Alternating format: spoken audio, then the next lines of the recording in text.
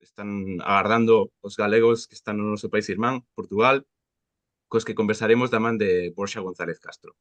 Borxa, graduado pola UNED en Traballo Social, traballa dende o ano 2021 como autónomo en Orgullo Galego, a comunidade en rede en lingua galega con máis seguidores do país, cun total de 450.000 repartidos por máis de 70 países diferentes. Isto converte en un espacio importantísimo para a divulgación da lingua e a cultura galega. Bo día, Borxa. Moi boas, que tal? Escoítaseme todo ben, verdade? Perfecto. Perfecto, nada.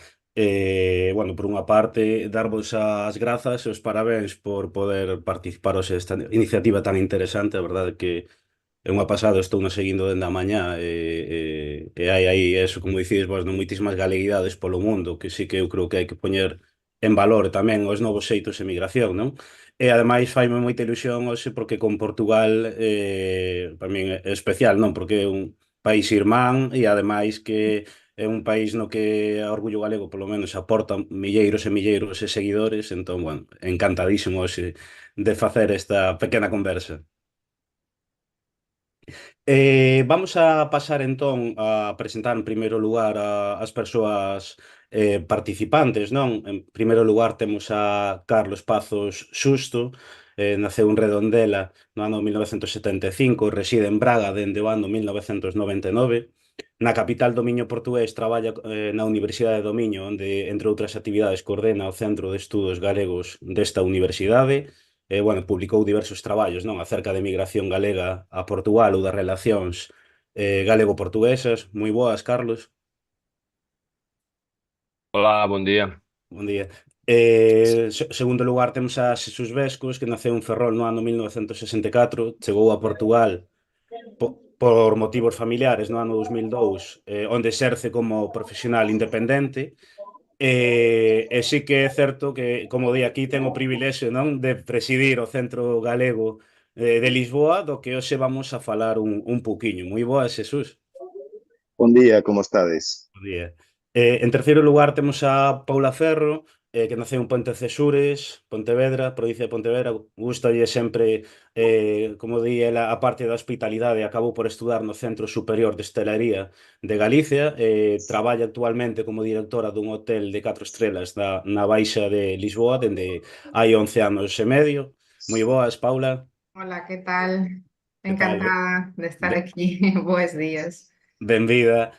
E por último temos a María do Vigo, que naceu na Coruña no ano 1972, vive en Portugal dende o ano 2000, a súa formación é a filoloxía, exerce a docencia, e como di, poeta por vocación, e entre outras cuestións destaca tamén porque é académica de número da Academia Galega da Lingua Portuguesa. Moi boas, María.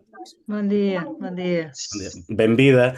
Bueno, temos distintas preguntas, non, que vamos tocar ao longo desta media hora. Si que se nos vamos pasar ou vamos moi lentos, que nos avisen por aí, que me den un toque, non? Porque a verdade é que a conversa dá para moito, pero como, se non me equivoco, Xesús ten que marchar un pouquiño antes, non? Vamos comezar por el, non? E falábamos aí que ti estás aí dinamizando o traballo, non? No Centro Galego de Lisboa. Entón, quería preguntarche un poquinho, pois, cal é a súa historia? A historia do centro, bom, difícil resumir en minutos 118 anos de historia, máis ou menos a volta, 17, 18. Pronto.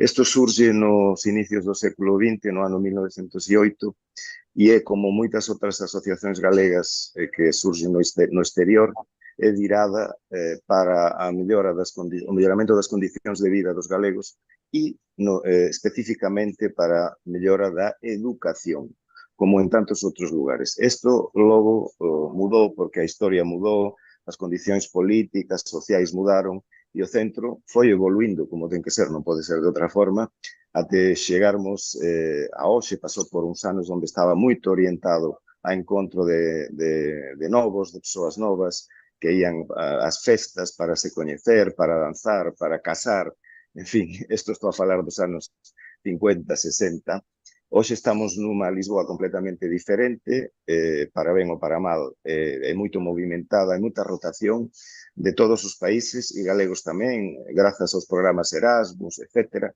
E temos que nos adaptar a esta nova realidade e esta nova emigración.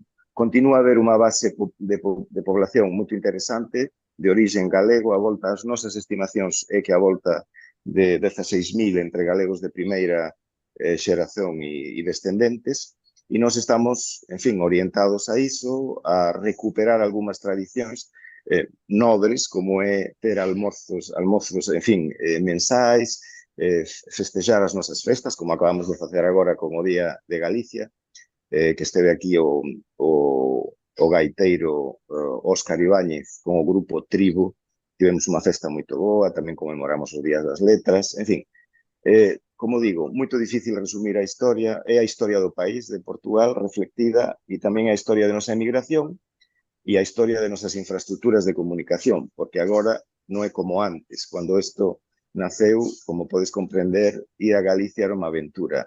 Agora ir a Galicia son 13 horas e medias e tanto, pelo menos a Tetuí. Antes de máis, graciñas pelo convite e penso que é moito interesante isto de falar de galeguidades ao longo do mundo, porque há moitas formas de sentir Galiza e isto, en fin, agradezo a oportunidade. Non sei se tes que marchar xa ou ainda podemos facerche outra pregunta. Mais unha e teño que ir embora, di, sí. Vale. Non, eu quería preguntarche un pouco se ao longo destes anos, non, que ti viviras ou non, se o Centro Galego, pois, eso, tivera algunha anécdota que puidéramos contar histórica ou do que for, non, algo que puideras contar que sexa reseñable, non? Reseñable o centro para aqueles que non coñecen, que espero que cada vez se sean menos, e a grande anécdota histórica do centro é cando mudou grazas a unha doación que aconteceu no ano 79 e por virtude da cual adquirimos un centro que é un palacete no medio de Lisboa e que é un lugar fantástico para recibir a todos e ter encontros culturais. Isto é acho que penso que é o facto histórico máis relevante. Nós termos adquirido há unhas décadas un centro que é un luxo e que, repito máis unha vez, está aberto a todos, todos son benvindos, vocês tamén están convidados, cando quiseren vir todos, veñan e faremos coisas, porque estamos a tentar, entre outras, como fomentar a creatividade do noso colectivo, onde temos moita xente creativa, con moitas orientacións de todo tipo culturais, e o que queremos é que ese espazo sea usado por todos, en fin, e que sexa un lugar de convivio, basicamente. E é iso. Pois recollido queda o convite, darche as grazas por participar, sabemos que non podes quedar máis, e nada, seguimos en contacto. Unha aperta enorme, graciñas, obrigado. Chao. Apertas, chao. Continuando un pouquiño, pois, xa antes de ir avanzando, non? Unha pregunta que tiña neste caso para Paula, non? Arredor do que é o Centro Galego, pois, eso, que, digamos, que tipos de actividades realiza o Centro Galego, especialmente, claro, na actualidade, non? Bueno, antes de nada, eso, agradecer que ter esta oportunidade tan especial. Aquí o Jesús podía realmente explicar mellor e vou intentar facer a parte del. O Centro Galego está súper ben dinamizado a nivel, sobre todo, cultura galega, pero non só cultura galega. Tamén intentamos que sexa un centro, neste palacio que Jesús estaba dicindo, é un lugar súper especial para calquer tipo de colectividade, sexa española ou galega, e o que se pretende é que sexa un pouco a casa dos galegos e tamén do resto dos irmáns españoles. Entonces, hai tanto desde exposicións a nivel culturales, de pintura, como hai clases de música, sea de piano, de gaita, de guitarra, de tambor. Existe pola parte que me toca, que eu son a parte máis folclórica, existe un grupo desde sempre que se chama Anaquiños da Terra, donde se pretende facer deste grupo, pois, como nos conocemos en Galicia, un grupo folclórico galego con gaitas, con percusión, con baile, e que nós sexamos un pouco a parte de amenizar as festas, por así decir, e de todas as cousas que se fan no centro galego. Tamén aí hai unha cuestión moi interesante, non? Que ademais é de obrigada pregunta, non? Que quería facerlle a María, pero tamén, bueno, poidamos responder entre todas e todos, non? E é que, digamos, como percibides vos, como vedes que se organiza, que vos organizades, non? O que é a migración galega en Portugal. Eso, como se organiza actualmente, e se tamén, bueno, hai mudanzas, non? Pois respecto hai 10, 15, 20, 40 anos, non? Que imagino que sí. Ademais, mudou todo moito, non? Xa sexa pola, bueno, telefonía móvil, redes sociais, bueno, moitísimas cuestións. Entón, eso, comezando con María, non? Como se organizaría? Bom, quando vim para Lisboa xa levaba 13 anos en Portugal, portanto, unha cousa é Lisboa, imagino que outra cousa é o norte, nunca morei no norte, o Carlos pode falar mellor disso, e outra cousa é o resto do país, portanto, o que posso falar é do que se vive en Lisboa. E o que eu observo en relación, por exemplo, á época de que Xesús falaba, a época da fundación do Xuventude da Galiza, é que claro, non hai as mesmas necesidades. Por un lado, a emigración galega é máis heteroxénea, penso, do que era hai un século atrás. Non temos as mesmas necesidades, nem sequer somos oficialmente emigrantes, somos privilegiadísimos cidadáns comunitarios. A Galicia está moito perto, entón tamén eu penso que non temos a mesma necesidade de nos organizar, porque tamén non temos tantos pontos de conexión, eu penso, do que había há unhas décadas atrás, há 100 anos atrás, cando se fundou o Xuventude da Galicia. E, por outro lado, eu falo pola miña experiencia, por un lado, é iso, há unha parte da populación galega que está aquí que está moito eventual, non? Erasmus, xente que está a facer posdoutoramentos e así, que enquanto está acá está moito activa e depois vai-se embora. E depois, por outro lado, quero dizer, estamos en Portugal, é fácil e é moito enriquecedor ligarse tamén á propia sociedade portuguesa e non é difícil. Entón, pois, eu penso, eu polo menos, eu optei máis e senti máis necesidade de comprender a sociedade que me estaba a acoller. Iso, para non tomar así máis tempo. Eu hai uns anos ouvi unha reflexión de Xosé Neira Vilas que me tocou moito, eu xa estaba en Portugal, a dizer, pronto, sempre se fala moito do que os galegos facen en función, as comunidades galegas facen para a Galiza, para as súas comunidades e así, mas non se mostra tanto o que facemos coas comunidades que nos acollen e como ás veces tamén nos sentimos chamados, implicados e aquilo nos diz respeito. Entón, eu realmente non foi unha estrategia, mas por percurso, por camiño, liguei-me máis a grupos, a asociacións xenuinamente portuguesas, máis do que e é da experiencia que posso falar. No teu caso, Carlos, é un pouco, eso como percibes ti, non? Que se organiza a migración galega. Bon día, entón, a todos e a todas, e que me gustaría, en primeiro lugar, de parabenizar o IGADI por esta iniciativa, que penso que teño acompañado un pouco, e penso que está a correr moito ben. Bon, relativamente á organización da comunidade galega en Portugal, eu posso falar máis do norte, aínda que tamén coñezo en parte o caso lisboeta. É dicir, históricamente a emigración galega concentrouse e criou comunidade e algunhas raíces, sobre todo en Lisboa, aínda que no norte, en Portugal, no Porto, tamén teve algunha expresión e incluso chegou a ter publicacións periódicas vinculadas ao colectivo galego do Porto, onde, digamos, se asentou máis e ten un magnífico palacete, o Centro Galego, que xa foi aquí comentado, en Lisboa.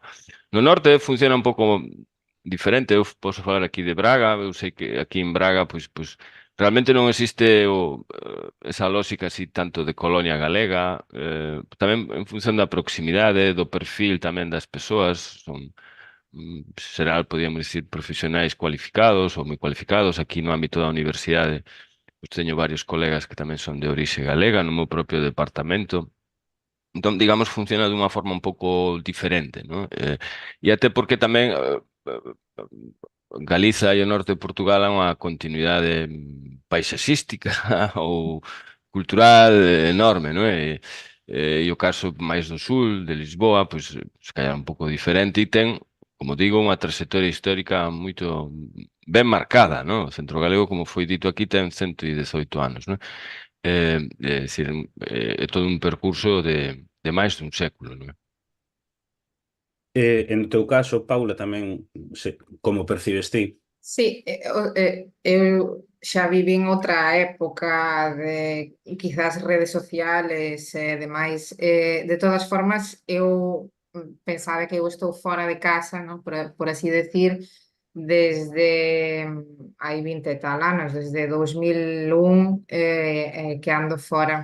E penso que todos cando chegamos sea Lisboa ou outro sitio calquera, polo menos no meu lado, e como a parte folclórica me toca un pouco, buscamos un lugar que nos faga referencia á nosa terra, e para min sempre foron os centros galegos. Alá onde iba, traballei en Santander, en Málaga, en Barcelona, sempre buscaba o meu centro galego de referencia. A ver, non só pola parte folclórica, claro que faz relacións con un montón de xente, como decía Jesús, que ten diversas diversas formas e formatos, ou seja, e acabas pois coincidindo con xente en moitas cousas. Cando eu cheguei aquí existía un grupo no Facebook de españoles en Lisboa, unha cousa así, e facían un pouco encontros. Nunca utilicei este grupo, eu sempre me dirixín ao Centro Galego e a partir de aí, como decía María, outro tipo de asociacións de españoles traballadores en Lisboa, o Instituto Español tamén é outra referencia aquí en Lisboa, donde se xunta moitísima xente de comunidade galega e españoles, non? Por tanto, vai evolucionando. Antes, como decía Jesús, quizás os centros galegos era donde a xente iba a ver os partidos de fútbol, donde iban a ver televisión, donde iban a xogar as cartas, era un pouco un centro social, non? Como nós temos en Galicia moitos. Hoxe en día as coisas evolucionan, é todo máis dinámico, é todo máis vivo. E logo, falando un pouquiño, non, desto do que é a presencia galega, como se organiza, non? Tamén, digamos que, claro, antes falaban de Irlanda, hai tamén un par de horas, Australia, non? Claro, aí a forma de organización e de presencia e de influencia da sociedade galega é radicalmente distinto que pode ser cun país que en certa parte unha continuidade en todos os aspectos e que está ao carón, non, xeográficamente. Entón, eu quería preguntarvos se hai algunha persoa ou persoas que deixaran pegada Portugal na sociedade portuguesa. A min, non sei, tanto como persoas, pois sí que se me ocorre da propia migración galega, non? Pero esa pregunta é para vos, non? Entón, podemos comezar por María, persoas ou algunha persoa que deixara pegada, non? Pode-se personalizar en bastantes personaxes, só que foi tanta a emigración galega que para mí o grande protagonismo é da masa de xente que veu constantemente e que emigrou para Lisboa. E iso é o que me parece que antes de falar de persoas coñecidas e deste tipo de narrativas, non? De homes de suceso e así, é falar dun fluxo constante de xente. Isto, unha das cousas que eu apreciei cando vim para Lisboa, vivi moitos anos no Algarve, entón era unha realidade moito diferente, e cando vim para Lisboa era, pronto, preguntarme de onde que era, identificarme como galega e ir encontrando persoas que me dicían ai, o meu avó era galego, ou en fin, que tiñan ascendentes na Galicia, e realmente, quer dizer, moitísima xente. Eu se tivese que dizer a algunha persoa pola simpatía que lle teño, é un personaxe que xa de unhas décadas atrás que foi o que criou o bairro Estrelador, e agora que teño fallas de memoria, agora estou me esquecendo, Agapito Serra Fernández, é iso. Acho que non estou a dicer mal o nome, que é un bairro que está na zona da Grasa e así, e eu convido-vos a coñecer a historia desta persoa así tan singular e que deixou unha marca real no urbanismo de Lisboa e que tamén mostra coa súa historia pois o que esta comunidade pasou coas ditaduras ibéricas. E así, destacaba esta persoa. No teu caso, Carlos, Bon, eu coincido con María, é dicir, probablemente o grande protagonista é a comunidade, o colectivo, non é? É dicir, que durante séculos, e estamos a falar de varios séculos, desenvolveu pois toda unha trayectoria e que ten marcas moito evidentes nos socalcos do Río Douro, onde se faz o viño do Porto, ou nas prazas e rúas de Lisboa. Por falar en persoas concretas, eu son un individuo suspeito, porque dediquei parte da miña labor de investigación a estudar a trayectoria de un lisboano, dun descendente de galegos que se chamaba Alfredo Guisado, que foi político e escritor, e que marca esa, de alguna forma, e simplifica esa mudanza que se produce en inicios do século XX cando aqueles fillos dos mozos de frete, dos carregadores, dos aguadeiros, etc., ou dos taberneiros, pois algúns deles, grazas ao éxito económico dos empreendimentos familiares, pois chegan á universidade e poden optar a outro tipo de posicións sociais que os precedentes non podían. Mas há outros nomes, como xa foi dito aquí, Agapito Serra Fernández, que son aqueles que tiveron máis éxito, non? O Manuel Córdoba Ullosa, que está vinculado ao Palacete do actual Centro Galego, ou Ramiro Vidal Carrera, que tamén é unha personaxe moito interesante, que chegou a ser foi para Lisboa con a man diante e outra detrás e chegou a ser un grande empresario e alcalde de Mondariz, etc. Non? É dicir, no percurso histórico a xente ben interesante, non? E con trayectoria, con percurso, con obra feita, podríamos dizer, utilizando unha expresión un pouco usada do século XX. Paula, Bueno, pues aquí, por supuesto que sí, que hay personas que te marcaron aquí, sobre todo os teus inicios, y despois, bueno, colleslle un cariño especial.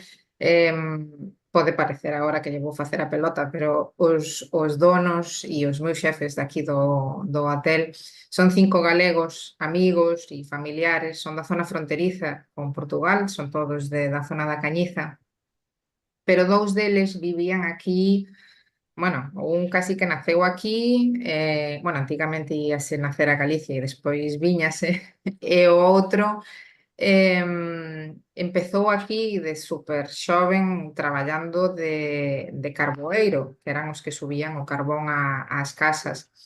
Bueno, son Amancio Domínguez e Constantino Lamela, que son, bueno, dúas grandísimas persoas. Lamentablemente o señor Constantino xa non nos acompaña hoxe, e aprendín deles moito, desde a forma como eles vían, non é? E vivían aquí como emigrantes. Eles nunca deixaron de falar galego. A min xa me costa, despois de 11 anos mezclo todo, cando chego a casa ríense de min porque mezclo hai palabras moi parecidas, entonces é casi imposible. Eles nunca deixaron de falar galego entre eles en casa, cando viaxaban, ían a Galicia ao médico, que para min era unha cousa impresionante. As raíces eran as raíces e Galicia era Galicia. Nunca deixaron de ter o DNI español, nunca quixeron facer un DNI portugués. Bueno, son cousas que, eso, que non se me van a borrar da memoria e era unha forma de tamén inculcarme, ¿no? Como eu, como emigrante, nunha outra era completamente diferente, de non perder esas raíces, de decir, bueno, de eu tamén intentar ser un pouco ese tipo de emigrante, de persona. Min parte, bueno, das persoas que dicides, non? Do que é o conxunto da colectividade tamén me viña, penso que citou Carlos, o tema do Alto Douro viñateiro, que é unha barbaridade que ademais quero dicir que se coñece moi pouquiño aquí, sen embargo en Portugal sí que, bueno, se está a poñer en valor, non, o papel dos galegos, mesmo moitas veces tamén con amigos e amigas portugueses falo que unha das grandes herdanzas galegas foi Inés e Castro, non, que xa é unha figura máis histórica, non, pero que tamén é, digamos, parte de algún xeito de Galiza en Portugal, pero xa para entrar no final, xa na última pregunta, porque temos que rematar, aínda que isto, bueno, este tema dá para falar moitísimo, non? Si é recoñecible Galicia en Portugal, non? Que se coñece dela, claro, aí veremos, non? Que supoño que no norte moito máis que no sur, imagino, pero creo que ese coñecemento, polo menos é unha percepción que eu teño, vai a máis. Entón, comezamos con María, como ves ti esa percepción de Galiza en Portugal? É moito variado, há persoas que saben moito, há persoas que non coñecen nada, polo menos nos territorios onde eu teño morado. Eu o que quería destacar era, para além de coñecer ou non coñecer, a simpatía, quer dizer, há moita xente que non comprende, non percebe, faz, mas eu o que teño encontrado máis acollimento, comprensión en fin, depende dos intereses tamén da persoa. Xente ligada ao mundo da cultura, tamén de algunhas causas e así, normalmente eu teño encontrado, pois iso, moita xente que coñece e tamén pois, se lle contan algunhas cousas e comprende e dialoga. E, sobre todo, o que eu sempre digo e o que me chama o que me parece que é de destacar é, a pesar de tantos séculos de división política, como por un lado, ese fluxo de populación nunca parou e como conseguimos recoñecernos. Isto eu xa hai algúns anos e é unha cousa da que me dá moita satisfacción coorganizo con uns colegas da academia un encontro nunha aldea de Montalegre, mesmo aí na Raia, en Pitões das Unias, e unha vez ouvi o Padre Fontes, que é un dos nosos inspiradores e dos nosos grandes apoios, e dicer, as chaves non ficaron todas do mesmo lado. E entón vale a pena despertar tamén en que nos ouve esa necesidade de diálogo, de que para nos comprendermos a cada un de nós é bon entrarmos en diálogo, porque as chaves están espalladas e pronto, eu dou testemunho, afirmo, como dicía o profesor Guerra da Cal, aquí neste espazo no portugués renovamos as nosas raíces ancestrais e tamén sou testemunha de moitos portugueses que realmente encontraron chaves da súa propia identidade nese diálogo da Galiza. Iso testemunhei, poso dar testemunho Bueno, disso. sí. En teu caso, Carlos, eso, como ves ti que sexa recoñecible Galicia en Portugal? Bom, peço desculpa que eu tive unha chamada e non ouvi toda o depoimento de María, mas non sei, o primeiro grande portugués era fillo de galega, non é? Afonso Enríquez, o primeiro rei de Portugal, era coñecido polos musulmanos naquela altura como o galego, non é?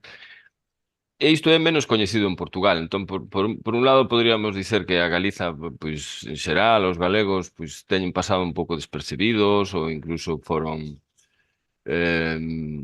connotados pexorativamente, mas toda esta tradición, en certo sentido, mudou radicalmente nos últimos anos, sobre todo após a entrada dos dois estados do Reino da España e da República de Portugal na Unión Europea.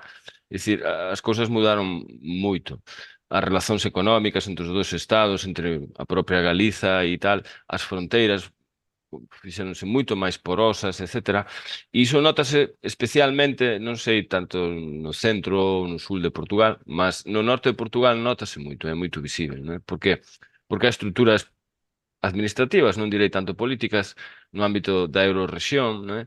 Hai eurocidades, hai iso Atlántico, a pesar de non termos un bon convoio, sí que temos algunhas estruturas de tipo administrativo, e iso faz con que pois que a Galiza sexa cada vez máis visível, non é? Ora, claro, outra cuestión é que cual é a Galiza que é visível, non é? E aquí está a cuestión, non sei se foi comentado antes, non é? A No. cuestión das marcas identitarias da Galiza que se están esvaendo, non é? De alguna forma, non? A cuestión da lingua, a cuestión, non sei, cultural, etc. Entón, iso por veces que xera algún ruido na relación, non é? Sí, Mas pronto, isto sería un asunto para para debater. para debater e precisaríamos tal vez máis Sí. tempo. Fico por aquí para non... E nada, temos que rematar xa, damoslle paso moi rápido a Paula. Bueno, da miña parte, eu un pouco o que Carlos decía, para un portugués, claro que eu teño a visión de Lisboa e quizá do norte, pero para un portugués Galicia, a día de hoxe, é máis unha zona do norte de Portugal que unha zona do norte de España. Entonces, bueno, o tratamento que eles nos poden dar como españoles non é exactamente igual que si foras, bueno, un madrileño.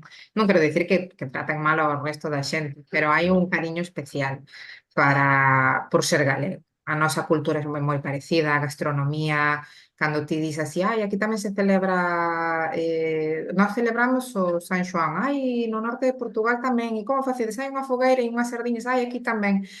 As festividades, os bailes, a música, e de igual forma, eu acórdome de pequena que nós adorábamos ir os miércoles á fronteira, aos mercadillos e adorábamos os portugueses e eles creo que de igual forma adoran os galegos. Bueno, creo que hai un cariño especial. Eu concordo coa análise que fixestes as tres persoas e sí que penso que é algo que vai a máis.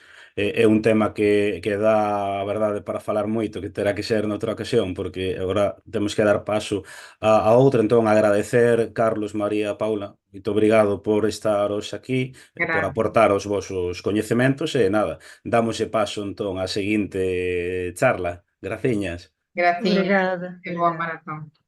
Ahí estamos.